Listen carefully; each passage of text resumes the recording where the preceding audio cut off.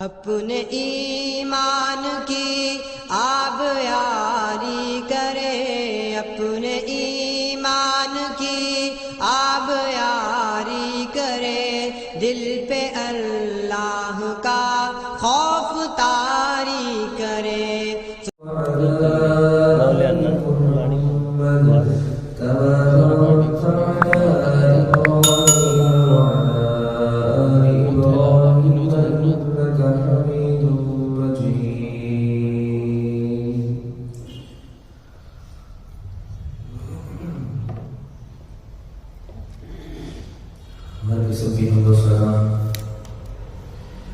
اللہ رب العالمین کے لیے جو ہمارا خالق اور ہماری مشکل کشا حاجت روا ہے، درود و سلام امام الانبیاء سید الانبیاء خاتم النبیین جناب محمد رسول اللہ صلی اللہ علیہ وسلم کی ذات اقدس پر۔ حضرات محترم، یہ ماہ رجب گزر رہا ہے، اس حوالے سے ہمارے معاشرے کے اندر یہ بات مشہور ہے کہ جہاں نبی مکرم صلی اللہ علیہ وسلم کو بے شمار معجزات سے نوازا گیا ہے، وہاں پر میرے رب نے نبی علیہ السلام کو ایک ایسا بھی معجزہ دیا ہے جو کائنات کے اندر کسی نبی کے حصے کے اندر نہیں آیا، اور اتنی بڑی فضیلت کہ رب العالمین نے نبی مکرم صلی اللہ علیہ وسلم کو آسمانوں کی سیر کروائی۔ اللہ رب العالمین نے پیارے نبی صلی اللہ علیہ وسلم کو اپنے پاس اوپر آسمانوں پر اوپر بلایا۔ اس حوالے سے یہ بات یاد رکھیے، اللہ رب العالمین سورہ بنی اسرائیل ہے، پہلی آیت کے اندر اللہ فرماتے ہیں سبحان الذی، پاک ہے وہ ذات، اسنا بعبدہ، جو لے کے اپنے بندے کو لیلن، رات کے کچھ حصے میں، من المسجد الحرام، مسجد حرام سے، الى المسجد الاقصى، مسجد اقصی کی طرف، الذی بارکنا حولہ، ہم نے اس مسجد اقصی کے ارد گرد کے علاقے کو بابرکت بنایا ہے، لنریہ من آیاتنا، ہم نے یہ سب کچھ اس لیے کیا ہے تاکہ ہم اللہ کی آیات کو دکھائیں۔ وہ السمیع البصیر، وہ خوب سننے والا اور خوب دیکھنے والا ہے۔ آج کے خطبہ جمعہ مبارک کے اندر اسراء معراج النبی صلی اللہ علیہ وسلم کے متعلق چند گزارشات آپ کے سامنے رکھنی ہے۔ اس کے دو حصے ہیں، پہلے کو اسراء بولا جاتا ہے اور دوسرے کو معراج بولا جاتا ہے۔ مسجد حرام سے مسجد اقصی تک کے سفر کو اسراء بولا جاتا ہے، اور پھر وہاں سے آسمانوں تک کے سفر کو معراج بولا جاتا ہے۔ یہ بات یاد رکھیے، یہ اللہ رب العالمین نے آپ صلی اللہ علیہ وسلم کو بیداری کی حالت میں کروایا ہے کہ معراج آپ صلی اللہ علیہ وسلم کی جسم اور روح دونوں کو کروایا ہے۔ اگر یہ صرف خواب کا تذکرہ ہوگا یا صرف روح کا تذکرہ ہوگا تو کبھی مشرکین مکہ آپ صلی اللہ علیہ وسلم کے اوپر سوال نہ اٹھاتے اس بات کا کہ آپ کو معراج کروائی گئی ہے، کیونکہ یہ جو مسجد حرام سے مسجد اقصی کا جو سفر ہے یہ 40 راتوں کا سفر ہے، اور پھر نبی علیہ السلام کا راتوں رات جانا اور واپس آ جانا یہ بڑا معنی رکھتا ہے کہ یہ کس طرح یہ معاملہ ہو سکتا ہے۔ اس لحاظ سے اللہ رب العالمین نے جو لفظ استعمال کیا عرب کے اندر، جب کوئی تعجب والی بات ہوتی تو اس وقت سبحان اللہ کا لفظ بولا جاتا تھا، اس لیے اللہ رب العالمین نے اس بات کو شروع کرنے سے پہلے یہ بات کہنی سبحان الذی بابرکت ہے وہ ذات جو اپنے بندے کو لے گیا. اور یہ بھی بات یاد رکھیے بھی عبدی ہی کا لفظ اس وقت بولا جاتا ہے یہ روح اور جسم دونوں ہو تو تب یہ لفظ بولا جاتا ہے. یہ بیداری کی حالت میں نبی علیہ السلام کو جسامت کے ساتھ جسم کے ساتھ یہ سب کچھ کروایا گیا ہے. معراج پر میرا رب اندر آسمانوں کی سیر یہ سارے مشاہدے میرے نبی کو اللہ رب العالمین نے جبرائیل علیہ السلام کے ذریعے یہ سب کچھ کروایا تھا. اس حوالے سے چند گزارشات آپ کے سامنے رکھنی ہے. موعظہ ایسا کام ہوتا ہے جو عقل کو ختم کر یعنی عقل دنگ رہ جائے کہ یہ بھی ممکن ہو سکتا ہے انسان سمجھ نہ پائے. ایسی چیز کو موعظہ کہتے ہیں. اور یہ اگر جسم اور روح کے ساتھ نہ ہوتا تو ابو جہل کبھی نبی علیہ السلام کے پاس ایسے سوالات نہ کرتا.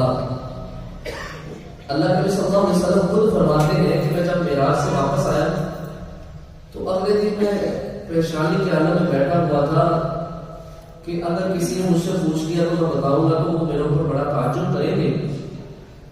تو کہنے لگے اسی طرح میں غمزدہ بیٹھا ہوا تھا میرے پاس سے گزرا.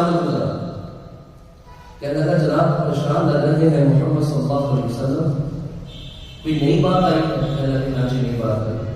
کیا بات ہے؟ کہنے لگے اللہ رب العالمین نے مجھے مسجد حرام سے مسجد اقصی اور اقصی کے بعد پھر آسمانوں کی سیر کروائی. کہنے لگے آپ یہ کیسی بات کہہ رہے ہیں؟ کہنے لگے میں بالکل ٹھیک بات کہہ رہا ہوں. ابو جہل کہنے لگا کیا میں لوگوں کو بلاؤں ان کے سامنے آپ کی بات کریں گے؟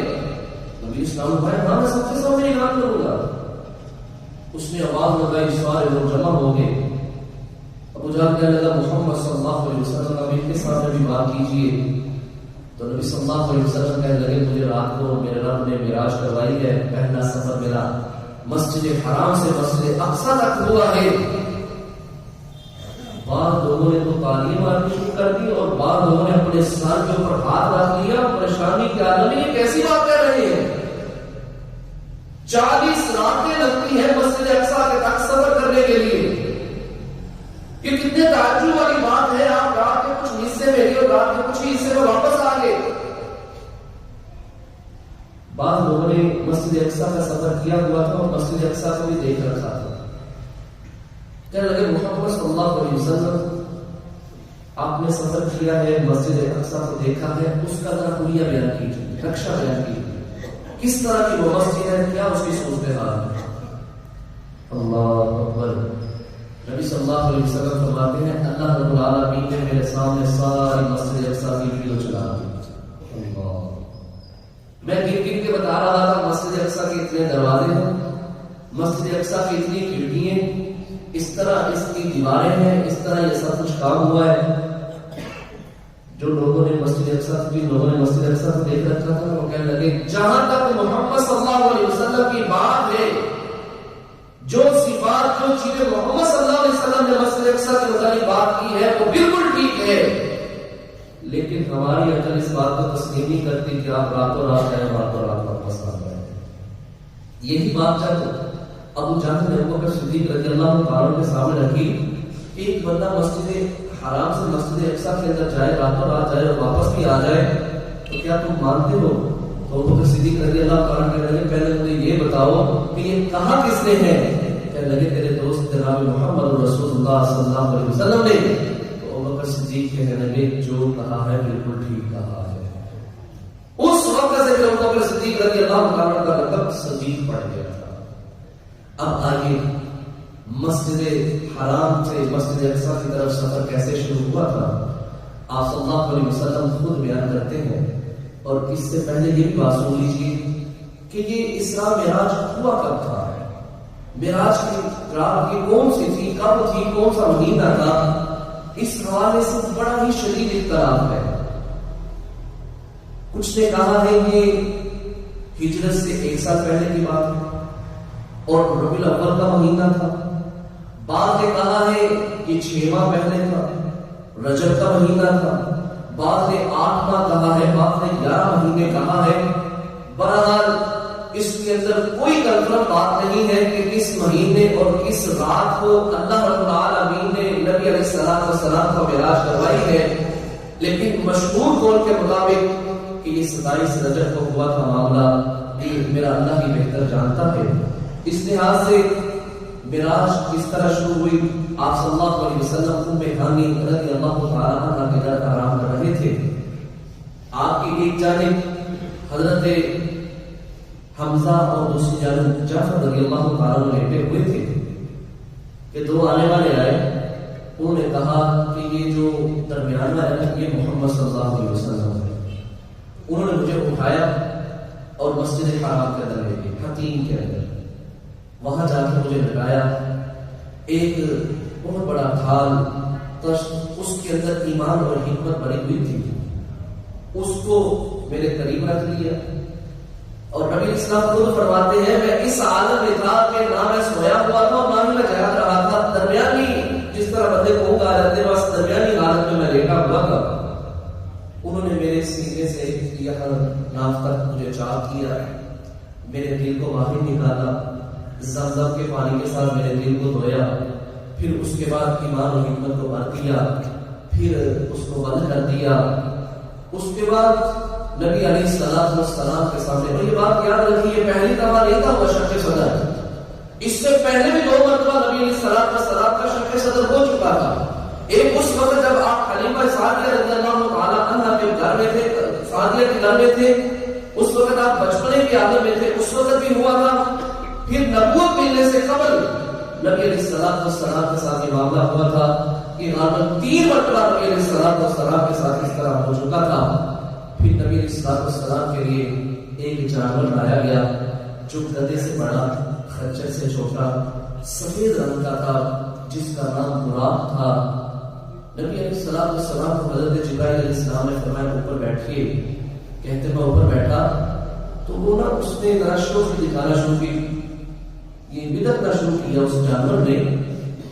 تو جبرائیل علیہ السلام نے اس کے کان میں کہا کہ تمہیں پتہ ہے اس کائنات کے اندر جو سب سے عظیم ہستی ہے محمد رسول اللہ صلی اللہ علیہ وسلم، وہ تمہارے اوپر بیٹھے ہوئے ہیں۔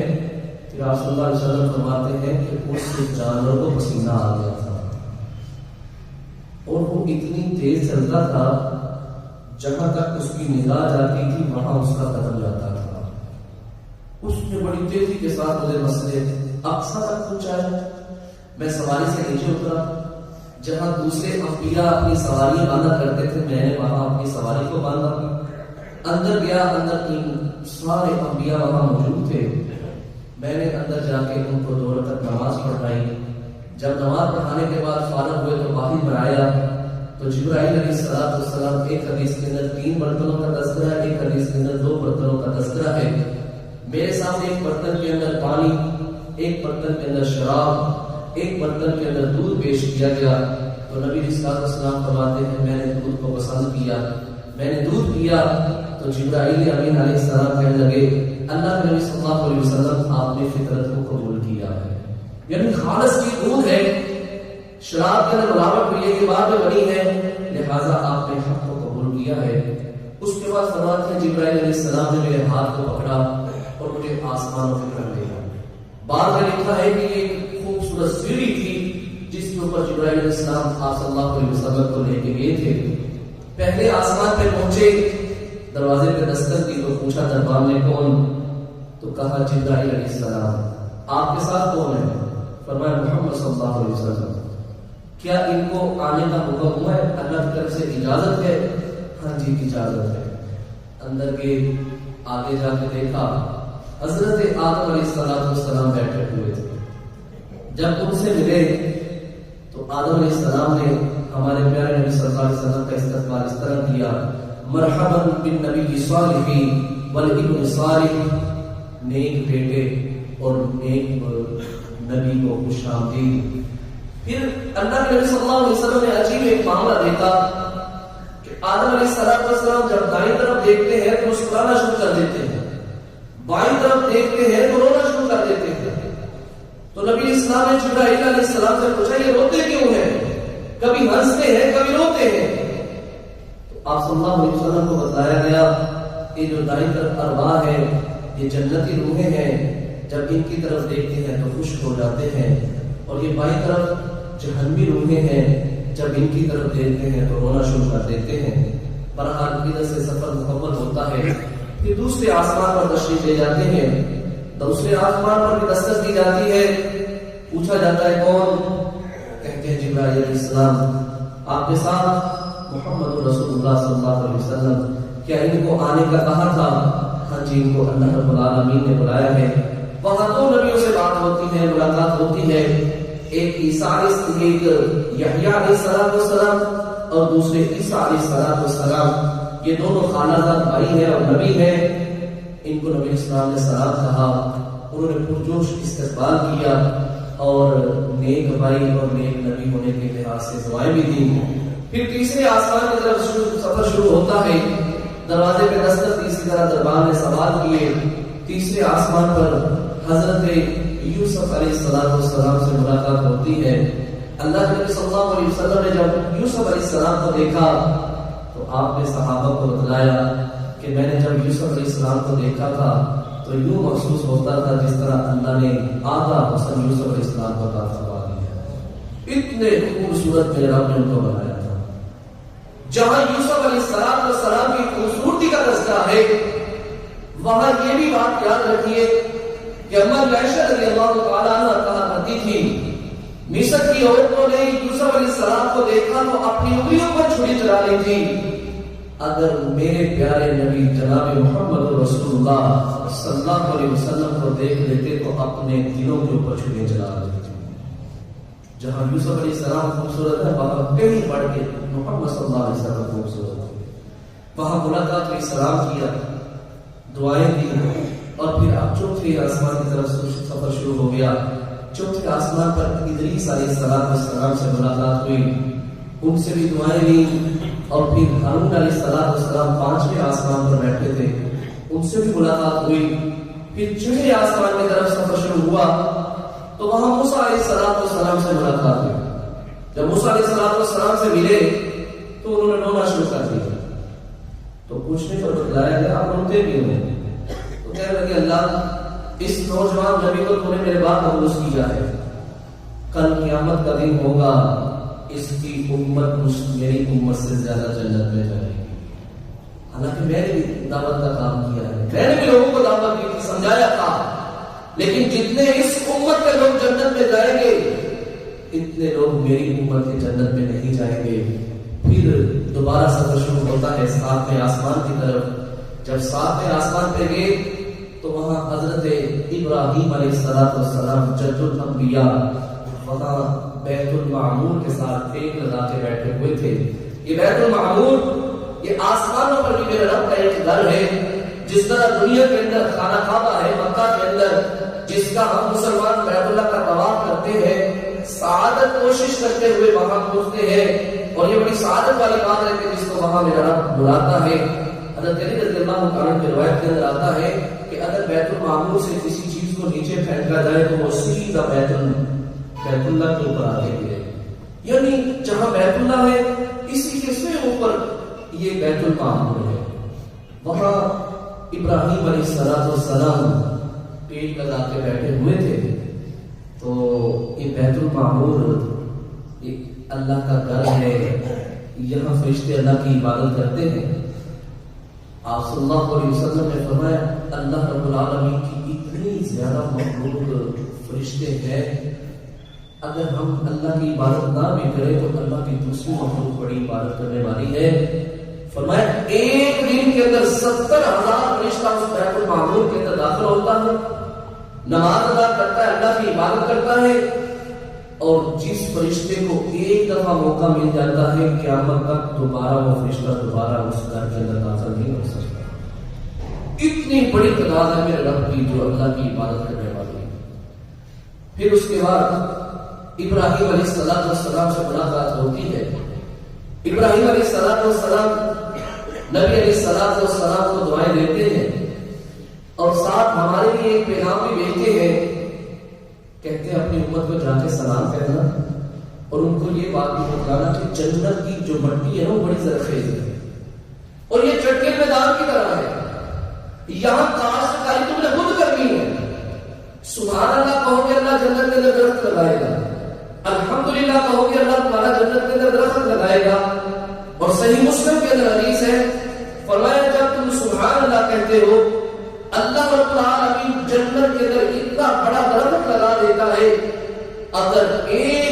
سال تک تیز گھڑ سوار اس کے سائے کو عبور کرنے کی کوشش کرے تو 100 سال تک بھی اس درخت کے سائے کو عبور نہیں کر سکتا. فرمایا اپنی امت کو جا کے بتائیے گا کہ جنت کے اندر ابھی پودے لگانے والے ہیں, تم جو تسبیحات کرو گے دنیا کے اندر, اللہ رب العالمین اس کے بدلے جنت کے اندر تمہارے پودے لگائے گا. تو اس لیے ہمیں اپنی زبان پر ہمیشہ اللہ کے ذکر کو جاری رکھنا چاہیے, اللہ کا ذکر کثرت کے ساتھ کرنا چاہیے. نبی علیہ الصلوۃ والسلام نے فرمایا جو بندہ صبح و شام 100 مرتبہ سبحان اللہ و بحمدہ پڑھتا ہے, صرف اتنا کلمہ سبحان اللہ و بحمدہ, اگر اس کے گناہ سمندر کی جھاگ کے برابر بھی ہوں گے اللہ ان گناہوں کو بھی معاف فرما دے گا. تو ہم نے انشاءاللہ کثرت کے ساتھ سبحان اللہ, اللہ کی تسبیحات, اللہ کی تعریفات کے کلمات کہنے ہیں تاکہ ہم جنت کے اندر زیادہ سے زیادہ پودے لگا سکیں اور کل قیامت والے دن یہ ساری ملکیت ہماری ہوگی انشاءاللہ. آگے پھر جب 7ویں آسمان پر پہنچے, پھر اس کے بعد نبی اسلام کی پھر مہمان نوازی کی گئی. آپ صلی اللہ علیہ وسلم کے سامنے 3 برتن لائے, ایک کے اندر دودھ تھا, ایک کے اندر شراب تھی, ایک کے اندر شہد تھا. آپ صلی اللہ علیہ وسلم نے وہاں بھی دودھ کو ہی پسند کیا, اپنے دودھ کو ہی نوش کیا. پھر اس کے بعد اللہ کے نبی صلی اللہ علیہ وسلم کو سدرۃ المنتہا کی طرف لے گئے. یہ سدرۃ المنتہا ایک درخت ہے, آپ صلی اللہ علیہ وسلم فرماتے ہیں اس کے پتے اتنے بڑے ہیں جس طرح ہاتھی کا کان ہوتا ہے, اور اس کا پھل اس طرح ہے جس کا پٹا ہوتا ہے بہت بڑا. فرمایا وہ اتنا خوبصورت درخت ہے, اس سے 4 نہریں نکلتی ہیں, 2 نہریں باطنی ہیں, 2 نہریں ظاہری ہیں. 2 باطنی نہریں جنت کے اندر چلتی ہیں, 2 ظاہری نہریں دنیا کے اندر چلتی ہیں. ایک نیل اور ایک فرات, یہ اسی سدرۃ المنتہا سے نکلتے ہیں. سدرۃ المنتہا دنیا سے جو بھی بات آسمان پر جانی ہوتی ہے یہ اسی سدرۃ المنتہا پر پہنچائی جاتی ہے, جہاں سے پھر اللہ رب العالمین کے پاس پہنچتی ہے. اوپر آسمان سے جو بات آج دنیا کے لیے آنی ہوتی ہے کوئی نیا حکم, وہ بھی سدرۃ المنتہا تک پہنچتا ہے, اور پھر اس کے بعد دنیا کے اندر اس حکم کو نبی صلی اللہ علیہ وسلم کی طرف وحی کیا جاتا ہے. آپ صلی اللہ علیہ وسلم نے سدرۃ المنتہا تک سفر کیا. پھر اس کے بعد اللہ رب العالمین کے حکم کے تحت آپ صلی اللہ علیہ وسلم کو جنت اور جہنم کا ذرا نظارہ بھی کروایا گیا. سب سے پہلے آپ صلی اللہ علیہ وسلم کو جنت کی سیر کروائی گئی. آپ صلی اللہ علیہ وسلم جنت کی طرف گئے تو ایک بہت بڑی نہر دیکھی. فرمایا جبرائیل یہ کیا ہے؟ فرمایا اللہ کے نبی صلی اللہ علیہ وسلم کے حوض کوثر ہے. سبحان اللہ, یہ حوض کوثر اتنا بڑا ہے, فرمایا 1 مہینے کی مسافت تک لمبا ہے, 1 مہینے کی مسافت تک چوڑا ہے. جتنے آسمان کے ستارے ہیں اتنے اس کے اوپر برتن پڑے ہوئے ہوں گے, اور جو ایک مرتبہ اس حوض کوثر سے پانی پینے گا نبی علیہ الصلوۃ والسلام کے ہاتھوں سے کبھی پیاس نہیں لگے گی. 50,000 سال کا دن ہوگا جس کو یہ پانی نصیب ہو جائے گا وہ بندہ کبھی پیاسا نہیں ہوگا, اور یہ پانی ان خوش نصیبوں کو ملے گا جو دنیا کے اندر اللہ اور اس کے رسول کی بات کو مانتے ہیں. دنیا جو کہتی ہے کہتی رہے. آپ صلی اللہ علیہ وسلم لوگوں کو حوض کوثر پلا رہے ہوں گے, ایک جمع غفیر بہت بڑا قافلہ آ رہا ہوگا, نبی علیہ الصلوۃ والسلام ان کو دیکھ رہے ہوں گے, وہ آپ صلی اللہ علیہ وسلم کو دیکھ رہے ہوں گے. آپ صلی اللہ علیہ وسلم ان کو دیکھ کے خوش ہو جائیں گے. جیسے ہی قریب آئیں گے اللہ رب العالمین ان کے درمیان ایک آگ لگا دے گا, ایک دیوار کھڑی کر دے گا. نہ وہ نبی علیہ السلام کو دیکھ سکیں گے, نہ اللہ کے نبی صلی اللہ علیہ وسلم ان کو دیکھ سکیں گے. پھر اللہ کے نبی صلی اللہ علیہ وسلم اللہ کے حضور کی التجا کریں گے, اللہ یہ میری امت کے لوگ ہیں, ان کو کیوں روکا جا رہا ہے, میں نے ان کو پانی پلانا ہے. اس موقع پہ اللہ رب العالمین فرمائیں گے اے نبی صلی اللہ علیہ وسلم یہ تیری امت کے لوگ نہیں ہیں. جب تو اس دنیا سے چلا گیا تھا, واپس آ گیا تھا, جب میں نے تمہیں اپنے پاس بلا دیا تھا, اس وقت انہوں نے دین کے اندر نئی نئی باتوں کو ایجاد کر لیا تھا, نئی نئی بدعات کو نکالا تھا.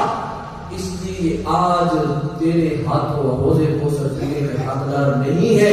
پھر اس موقع پہ نبی علیہ الصلوۃ والسلام فرمائیں گے سحقن سحقن، اے اللہ ان کو مجھ سے اور زیادہ دور کر دے، اور زیادہ دور کر دے۔ پانی ملے گا تو سنت کے اوپر عمل کرنے والوں کو ملے گا۔ اس لیے ان بدعات سے اپنے آپ کو محفوظ کیجئے، ان بدعات سے اپنے آپ کو پاک کیجئے جو رجب کے مہینے کے اندر ایجاد کی گئی ہے، جن کا نبی علیہ الصلوۃ والسلام کی سنت کے ساتھ دور کا بھی تعلق نہیں ہے، جو دین اسلام کا حصہ نہیں ہے۔ یہ رجب کا مہینہ عام مہینوں کی طرح ہے، اس کے اندر کوئی فرق نہیں ہے۔ نبی علیہ الصلوۃ والسلام نے اس مہینے کے اندر کوئی خاص عبادت نہیں کی ہے۔ یہ جو گزشتہ رات گزری ہے، بعض بھائیوں نے اس رات بڑا اہتمام کیا ہوگا، نوافل ادا کیے ہوں گے، قرآن پاک کی تلاوتیں کی ہوگی، اور کچھ بھائیوں نے آج روزہ بھی رکھا ہوگا۔ یہ بات یاد رکھیے، نبی علیہ الصلوۃ والسلام سے اس مہینے کے اندر کوئی خاص عبادت ثابت نہیں ہے۔ آپ صلی اللہ علیہ وسلم معمول کے مطابق جو کام عام مہینوں کے اندر کرتے تھے وہی اس مہینے کے اندر کرتے تھے۔ جس طرح دوسرے مہینے گزارتے تھے اسی طرح یہ بھی مہینہ گزارتے تھے۔ نہ ائمہ کرام نہ صحابہ کرام رضوان اللہ اجمعین سے اس حوالے سے کوئی بھی عمل ثابت نہیں ہے۔ اس لیے میرے بھائیوں، اگر ہم چاہتے ہیں کہ نبی علیہ الصلوۃ والسلام کے ہاتھوں کل قیامت والے دن حوض کوثر پر آپ کے ہاتھوں یہ جام پیے، تو پھر ہمیں سنت کو اپنانا پڑے گا۔ نبی علیہ الصلوۃ والسلام کی سنت کی نافرمانی نہیں کرنی چاہیے۔ دوسری بات، جب نبی علیہ الصلوۃ والسلام جنت کا نظارہ کر رہے تھے، چل رہے تھے، تو آگے آگے چلنے کی قدموں کی آواز آ رہی ہے۔ تو جبرائیل علیہ السلام سے نبی علیہ السلام پوچھتے ہیں مجھ سے پہلے جنت کے اندر کون چل رہا ہے؟ تو آپ صلی اللہ علیہ وسلم کو بتایا کہ اللہ کے نبی صلی اللہ علیہ وسلم، آپ کا مؤذن بلال چلتا زمین پہ ہے، چلنے کی آواز مدد میں آ رہی ہے۔ نبی علیہ الصلوۃ والسلام جب معراج سے واپس آئے تو بلال رضی اللہ تعالیٰ کو بلایا، کہا بلال تو کتنا خوش نصیب ہے، تو چلتا ہوئے زمین پہ ہے، تیری جنت کی طرف آواز آ رہی ہے چلنے کی، کیا عمل کرتے ہو؟ کہنے لگے اللہ کوئی سسرت کوئی خاص عمل تو نہیں ہے، لیکن ایک عمل میں ضرور کرتا ہوں، میں جب بھی وضو کرتا ہوں 2 رکعت نماز ضرور پڑھتا ہوں۔ یہ کوئی مشکل کام نہیں ہے، ہمیں بھی چاہیے جب بھی ہم وضو کریں 2 رکعت ضرور ادا کریں۔ یہ اللہ کی طرف سے بڑی ہی خوش نصیبی اور خوشخبری ملے گی کہ انسان کو میرا رب جنت کا حقدار بنا دے گا۔ اس کے بعد ایک بڑی ہی تازگی اور بڑی ہی اچھی خوشبو آئی۔ آپ صلی اللہ علیہ وسلم فرمانے لگے جبرائیل کی بڑی خوبصورت خوشبو آ رہی ہے، کہاں سے آ رہی ہے؟ کہنے لگے اللہ کے نبی صلی اللہ علیہ وسلم کی مشاہدہ کی ہے۔ فرمایا وہ کون ہے، کیا بات ہے اس کا؟ کہنے لگے اللہ کے نبی صلی اللہ علیہ وسلم یہ فرعون گزرا ہے نا، موسیٰ علیہ السلام کے دور کے اندر تھا، اس کے سامنے ایک فرعونی عورت کام کرتی تھی، تو وہ فرعون کی بیٹی کے بالوں کے اندر کنگھی کر رہی تھی، تو وہ جب کنگھی کر رہی تھی تو اس کی کنگھی نیچے زمین پہ گر گئی، تو جب اس نے اس کو اٹھانے لگی تو بسم اللہ پڑھ کے اس نے اس کو اٹھایا، تو اس کی بیٹی نے پوچھا تو نے میرے باپ کا نام لیا نا؟ میرا باپ رب ہے، تو نے میرے باپ کو کہنا رب ہے؟ کہنے لگی نہیں، میں نے تو اس رب کا نام لیا جو تیرے باپ کا بھی رب ہے۔ کہنے لگی وہ کون ہے؟ کہنے لگی ساتوں آسمانوں کے اوپر جو رہنے والا اللہ ہے۔ کہنے لگی میں اپنے باپ کو بتاؤں گی۔ بتاؤ کوئی مسئلہ نہیں۔ فرعون کو بتایا، فرعون نے بلا لیا۔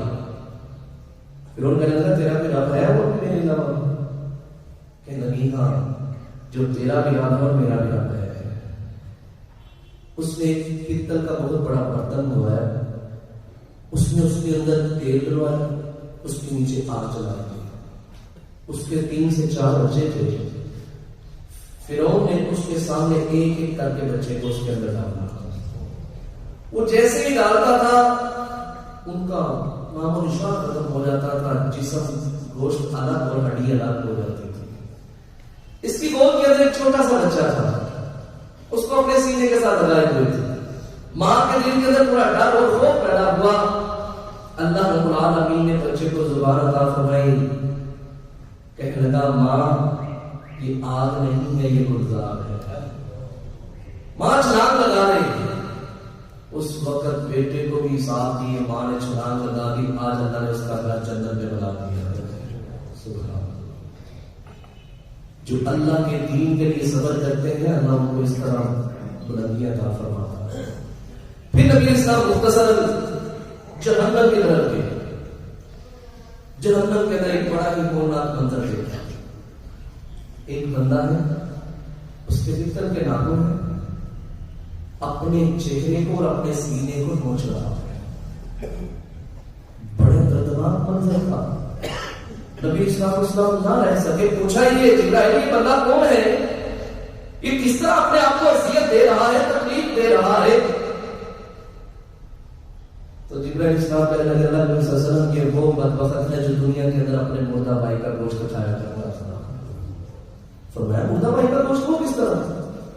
فرمایا یہ دنیا کے اندر چغلی اور غیبتیں کیا کرتا تھا۔ یہ اتنا خطرناک گناہ ہے جو ہم اپنی نیکیوں کو برباد کر رہے ہیں۔ یہ 2 منٹ کا لطف اندوز ہونا، اپنی زبان کو غیبت کے ساتھ اس طرح الفاظ کو ادا کرنا۔ نبی صلی اللہ علیہ وسلم کے پاس ایک بندہ حاضر ہوا، کہنے لگا اللہ نبی صلی اللہ علیہ وسلم مجھ سے بدکاری ہو گئی ہے، زیادتی ہو گئی، اللہ نبی صلی اللہ علیہ وسلم مجھے پاک کیجیے۔ نبی اسلام نے اس کا جائزہ لیا، پتہ کروایا کہ یہ دینی توازن اس کا ٹھیک ہے، اس نے نشہ تو نہیں کر رکھا۔ اس سے کنفرم کروانے کے بعد نبی اسلام کو پتہ چلا کہ اس سے ضرور زیادتی ہوئی ہے، اس نے زنا کیا ہے۔ نبی اسلام نے فرمایا صحابہ کو اس کو لے جاؤ اور اس کو پتھر مار مار کے رجم کر دو، اس کو دنیا کے اندر سزا مل جائے گی، آخرت کے اندر سزا نہیں ملے گی۔ آپ صلی اللہ علیہ وسلم کے ساتھ ہیں، اس کو پتھر مارے، رجم کر دیا۔ جب وہ ختم ہو گیا اور اس کی میت کو دفنا دیا، سارے معاملات حل ہو گئے۔ جب نبی علیہ الصلوۃ والسلام واپس تشریف لا رہے تھے تو 2 بندے آپس میں گفتگو کر رہے تھے۔ دیکھو جب اللہ نے اس کے اوپر پردہ ڈال دیا تھا تو اس کو کیا ضرورت ہے اپنا پردہ فاش کرنے کی؟ نبی علیہ السلام بار بار اس کو بچا رہے تھے، یہ پھر بھی اپنے آپ کو پیش کر رہا تھا۔ تو دیکھو اب کتے کی موت مرا ہے، اس کو پتھر مار مار کے لوگوں نے مار دیا ہے، اس کو ایسا نہیں کرنا چاہیے تھا۔ اللہ اکبر۔ نبی اسلام تک یہ بات پہنچ گئی۔ آپ صلی اللہ علیہ وسلم چلتے جا رہے ہیں، رستے کے اندر دیکھا ایک گدھا مرا ہوا پڑا تھا۔ آپ صلی اللہ علیہ وسلم نے فرمایا رک جاؤ، قافلہ رک گیا۔ فرمایا وہ 2 بھائیوں کو بلا کے لاؤ، وہ دونوں آئے، فرمایا چلو اس کا گوشت کھاؤ۔ اللہ کہنے لگے اللہ کے نبی صلی اللہ علیہ وسلم اس کا گوشت کھایا جاتا ہے؟ یہ تو ویسے ہی حرام ہے اور ہے بھی مردہ ہے۔ اللہ کے نبی صلی اللہ علیہ وسلم آپ کیا کہہ رہے ہیں؟ فرمایا جو تم نے ابھی اپنے بھائی کا مردہ بھائی کا گوشت کھایا نا، اس سے بہتر تھا کہ تم گدھے کا گوشت کھا لیتا۔ غیبت نہ کیجیے، نہ چغلی کیجیے۔ 2 منٹ کی بات کر کے انسان اپنی نیکیوں کو برباد کر بیٹھتا ہے۔ ایک بہت ہی گندی سمجھ نبی علیہ السلام نے سنی اور صحابہ کرام نے بھی اس کو پایا تو فرمایا تمہیں پتہ یہ کون لوگ ہیں، کیوں بدبو آئی ہے؟ فرمایا نبی صلی اللہ علیہ وسلم آپ جانتے ہیں۔ فرمایا جو بندہ مومنوں کی بدگوئی کرتا ہے اللہ اس کو اس طرح عبرت بنا دیتا ہے۔ تو اس لیے اس معاملے کے اندر حساس رہیے، اپنے آپ کو اس طرح عادات سے بچا کے رکھیے، ان برائیوں کا حقدار نہ بنیے جس کے ساتھ انسان کی نیکی برباد ہو، جن کے ساتھ اللہ رب العالمین اس کو جہنم کا ایندھن بنا دے۔ امام حسن بصری رحمہ اللہ کے پاس ایک بندے نے تذکرہ کیا کہ لگا امام صاحب ایک بندے نے آپ کی چغلی کی ہے، غیبت کی ہے۔ امام صاحب نے ایک بہترین شاخر منگوایا، اس کے اندر تھیلے کے اندر امام بصری رحمہ اللہ نے تر و تازہ اچھی خاصی کھجوریں بھر کے اس کو دیا اور فرمایا جا کر اس کو کہہ دینا کہ یہ میری طرف سے تحفہ ہے جو تم نے میری غیبت کر کے مجھے نیکیاں دی ہے نا، کہ اس کا صلہ میں تمہیں دے رہا ہوں۔ میں تیرا حق تو نہیں ادا کر سکتا لیکن جتنا بھی ہدیہ ہے اس کو قبول کر دے گا۔ نہ کیجیے یہ کام۔ وَلَا يَغْتَبْ بَعْضُكُمْ بَعْضًا أَيُحِبُّ أَحَدُكُمْ أَن يَأْكُلَ لَحْمَ أَخِيهِ مَيْتًا فَكَرِهْتُمُوهُ۔ کوئی تم میں سے ایک دوسرے کی غیبت مت کرے، کوئی یہ پسند کرتا ہے کہ تم اپنے مردہ بھائی کا گوشت کھاؤ، فَكَرِهْتُمُوهُ تم سارے اس چیز کو ناپسند سمجھتے ہو، تو جو غیبت کرتا ہے وہ اپنے مردہ بھائی کا گوشت کھاتا ہے۔ اس لیے اپنے آپ کو اس معاملے سے بچا کے رکھیے، یہ بڑا ہی حساس معاملہ ہے۔ آخری گزارش، وقت ہو گیا ہے۔ ایک ہمارے معاشرے کے اندر یہ بات چلتی ہے کہ نبی علیہ السلام نے معراج کی رات اللہ رب العالمین کو دیکھا تھا۔ مسروق رحمہ اللہ یہ ایک تابعی ہے، اما جی عائشہ رضی اللہ تعالیٰ عنہ کے پاس بیٹھے ہوئے تھے. اما جی عائشہ رضی اللہ تعالیٰ عنہ کہنے لگی جس بندے نے 3 باتیں کی اس نے اللہ رب العالمین پر بہتان باندھا. مسعود کہنے لگے وہ کون سے؟ فرمایا نمبر 1 جو یہ کہے کہ اللہ کے نبی صلی اللہ علیہ وسلم نے معراج کی رات اللہ رب العالمین کو دیکھا تھا، یہ بہت بڑا بہتان باندھ رہا ہے. مسعود رحمہ اللہ پیٹ لگا کے تکیے کے ساتھ بیٹھے ہوئے تھے، سیدھے ہو کے بیٹھ گئے. کہنے لگے اما جان یہ آپ کیا کہہ رہی ہیں ام المؤمنین؟ اللہ رب العالمین قرآن کے اندر فرماتے ہیں وَلَقَدْ رَآهُ بِالْأُفُقِ الْمُبِينِ، محمد صلی اللہ علیہ وسلم نے آسمان کے کناروں پر اس کو دیکھا. وَلَقَدْ رَآهُ نَزْلَةً أُخْرَىٰ، اس کو 2 مرتبہ دیکھا تھا. تو اللہ کے نبی صلی اللہ علیہ وسلم نے اگر نہیں دیکھا تو اللہ رب العالمین قرآن کے اندر پوری ارشاد فرماتا ہے. اما عائشہ رضی اللہ تعالیٰ عنہ کہنے لگی سب سے پہلے میں نے نبی مکرم صلی اللہ علیہ وسلم سے سوال کیا تھا کہ اللہ کے نبی صلی اللہ علیہ وسلم آپ نے اپنے رب کو دیکھا ہے؟ تو نبی علیہ السلام نے فرمایا تھا میں نے رب کو نہیں دیکھا بلکہ میں نے جبرائیل امین علیہ السلام کو دیکھا تھا. 2 مرتبہ نبی اسلام نے حضرت جبرائیل علیہ السلام کو ان کی اصل حالت میں دیکھا تھا. اور جب دیکھا تھا تو کہتے ہیں کہ جبرائیل علیہ السلام کو میرے رب نے 600 بار عطا فرما رکھے ہیں. ایک دفعہ افق کے کناروں پہ اور ایک دفعہ اس وقت جب وحی کا نزول ہونے لگا تھا تو نبی اسلام علیہ السلام گھبرائے ہوئے گھر کی طرف جا رہے تھے تو چند دنوں بعد پھر وہ سامنے آ گئے جبرائیل علیہ السلام. تو اللہ رب العالمین فرماتے ہیں وَلَقَدْ رَآهُ نَزْلَةً أُخْرَىٰ، محمد صلی اللہ علیہ وسلم نے جبرائیل امین کو 2 مرتبہ اصل حالت میں دیکھا ہے. نہ جا کے اللہ رب العالمین کو نبی علیہ السلام نے دیکھا ہے. ابو ذر رضی اللہ تعالیٰ کہتے ہیں میں نے نبی علیہ السلام سے سوال کیا اللہ کے نبی صلی اللہ علیہ وسلم کہ آپ نے معراج کی رات اللہ رب العالمین کو دیکھا تھا؟ تو نبی علیہ السلام کہنے لگے نور انی اراہ، وہ تو نور ہے میں اس کو کس طرح دیکھ سکتا ہوں. نبی علیہ السلام نے اللہ رب العالمین کو نہیں دیکھا. لا تدرک الابصار وهو یدرک الابصار، اللہ خود کہتا ہے مجھے کوئی نہیں دیکھ سکتا میں کل جہان کو دیکھ سکتا ہوں. اس سے پہلے بھی ایک واقعہ رونما ہو چکا ہے موسیٰ علیہ السلام کے دور کے اندر، کیونکہ موسیٰ علیہ السلام سے ہمارا رب ڈائریکٹ رابطہ کرتا تھا، ڈائریکٹ کام ملتی تھی، اللہ رب العالمین ڈائریکٹ بات کیا کرتا تھا. تو موسیٰ علیہ السلام ایک دن کہنے لگے اللہ باتیں تو بہت ہوئی ہیں تو اللہ آج دیداری ہو جائے. اللہ اکبر. قال ربی ارنی انظر الیک، قال لن ترانی، موسیٰ تو نہیں دیکھ سکتا.